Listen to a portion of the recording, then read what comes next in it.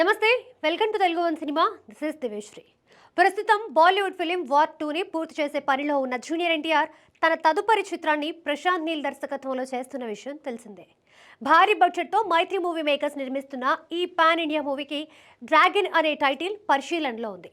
NTR Neel combination కావడంతో కేవలం ప్రకటనతోనే dragon పై భారీ అంచనాలు ఏర్పడ్డాయి. ఫిబ్రవరి 20 నుంచి ఈ మూవీ షూటింగ్ కూడా స్టార్ట్ అయింది. మొదట ఎన్టీఆర్ లేని సన్నివేశాలని షూట్ చేస్తున్నారు. రెండో స్కెడ్యూల్ నుంచి ఎన్టీఆర్ జాయిన్ కానున్నాడు.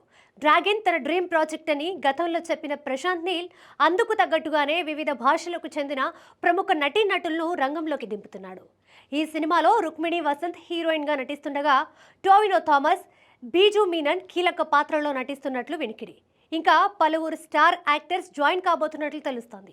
ఈ క్రమంలో ఇప్పుడు తాజాగా ఊర్వశి రౌటేల పేరు తెరపైకి వచ్చింది. గ్లామర్ క్వీన్ గా పేరు తెచ్చుకున్న ఊర్వశి టాలీవుడ్ లో ఎక్కువగా స్పెషల్ సాంగ్స్ చేసింది. బాలకృష్ణ రీసెంట్ ఫిలిం డాకు మహారాజ్ లో మాత్రం కేవలం సాంగ్ కి పరిమితం కాకుండా ఎస్ఐ జానకి పాత్రలో అలరించింది. ఈ సినిమా ఆమెకి మంచి పేరు తీసుకువచ్చింది.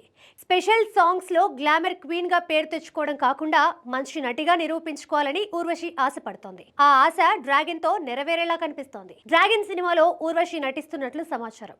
ప్రశాంత్ నీల్ తన సినిమాలో పాత్రలను బలంగా రాసుకుంటాడు. నిడివితో సంబంధం లేకుండా ప్రతి పాత్రకి సినిమాలో ప్రాముఖ్యత ఉండేలా చూసుకుంటాడు. డ్రాగన్ లో ఊర్వశి పాత్రకి కూడా మంచి ప్రాముఖ్యత ఉంటుందట. మరి ఈ సినిమా తర్వాత నటిగా ఊర్వశి ఫుల్ బిజీ అయిపోతుందేమో చూడాలి.